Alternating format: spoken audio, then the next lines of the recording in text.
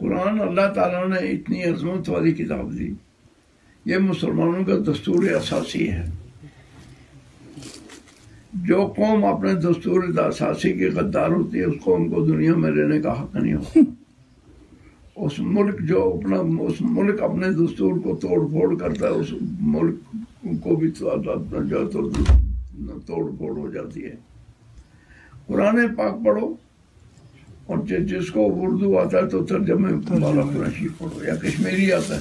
میں حدیث پڑھانے باہر ملکوں میں جا گیا ہوں، تو وہاں میں نے دیکھا مسجدوں میں مجھے موقع مل گیا جانے کا، نمازیں پڑھنے کا، تو مسجدوں میں نے دیکھا کہ جتنے وہاں قرآن شریف مسجدوں میں رکھے جاتے ہیں، اتنا تو ساری ایک مسجد میں جتنے قرآن شریف ہیں وہ اتنے ساری کشمیر کی مسجدوں میں نہیں ہیں۔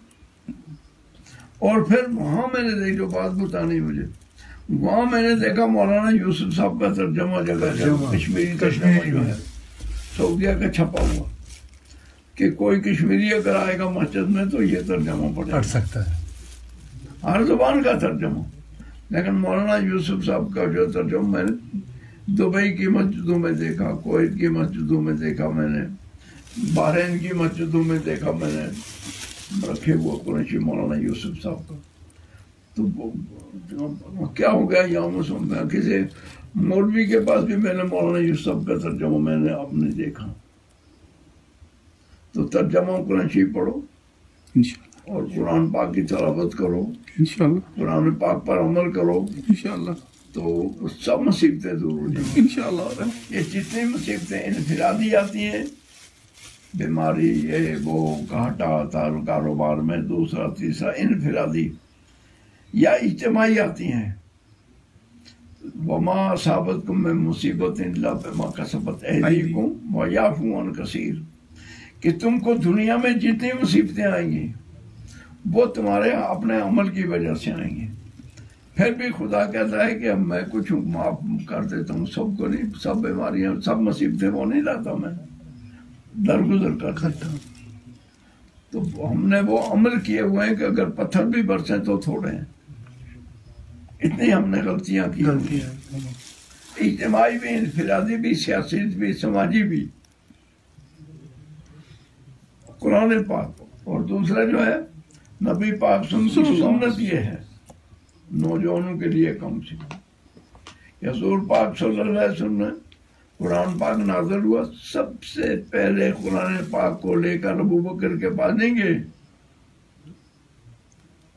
اور کچھ بھی تھے، سب سے پہلے قرآن کو لے کر خدیجۃ الکبریٰ،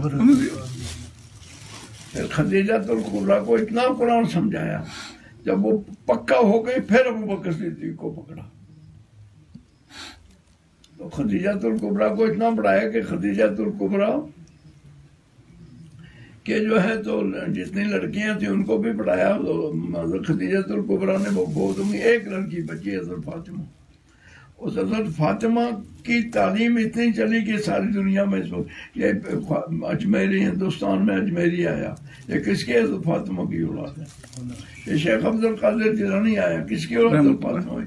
یہ کشمیر میں اس وقت یہ اسلام جو ہے اتنی نکالنے کی کوشش ہو رہی ہے، کشمیر سے اسلام کو نکلنا ہے، یہ کس نے یہ بیج ڈالا؟ یہ جو ہے تو حضرت امیر کبیر سید علی حمدانی حضرت فاطمہ کی محنت کا نتیجہ ہے۔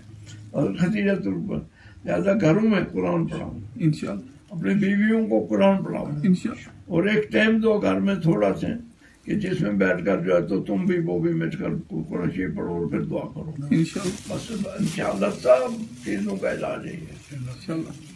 جاؤ، چھٹی ہے، چلو۔